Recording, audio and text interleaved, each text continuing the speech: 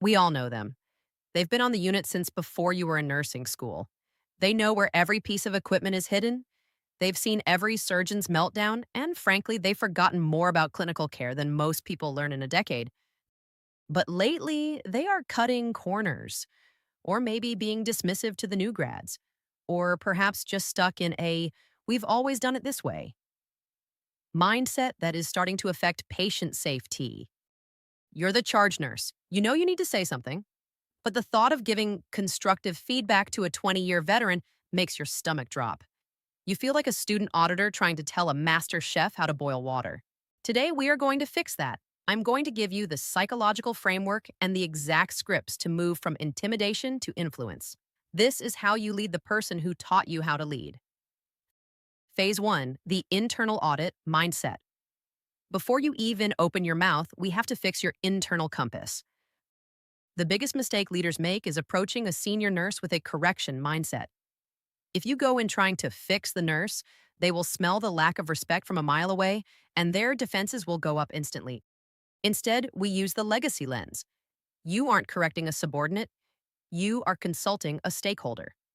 You have to realize that their 20 years of experience is a massive asset, but it can also be a cage. Senior nurses often feel like the protectors of the unit.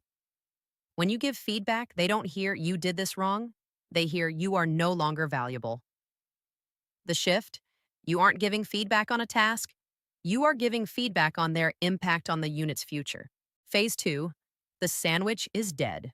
Long live the ACE method. Forget the compliment sandwich. Senior nurses see right through it. They find it condescending. Instead, inside the clinical leadership compass, we use the ACE method. A on Chi, acknowledge the history. Start by validating their expertise, not as a fake compliment, but as a statement of fact. C, contextualize the gap. Don't talk about rules. Talk about current standards or unit outcomes. It removes the personal attack and makes it about the mission. E, enlist the expert.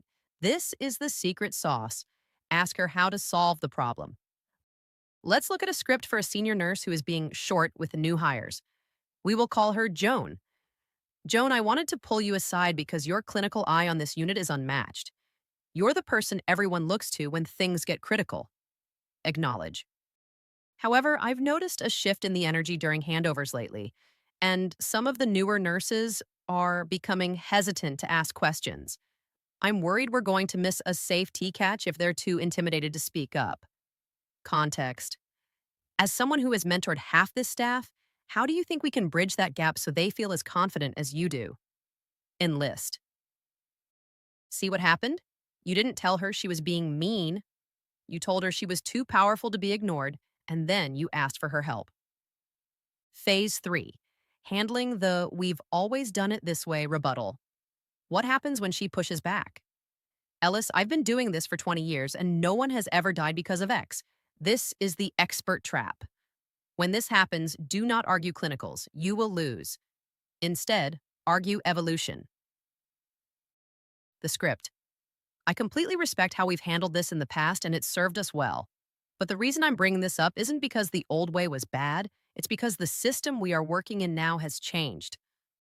With the current acuity and the new EMR requirements, the old way is creating a new risk. I need your 20 years of experience to help us navigate this new standard. You are framing the change not as her being wrong, but as the world being different. It allows her to keep her dignity while changing her behavior. Phase 4, the follow-up, consistency. Senior nurses value one thing above all else, consistency. If you give feedback and then never mention it again, they will assume you weren't serious. A week later, you must do a flyby.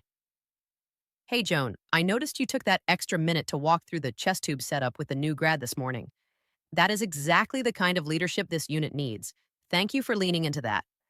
Validation of the change is just as important as the initial correction. Giving feedback to a veteran is the ultimate test of your clinical command.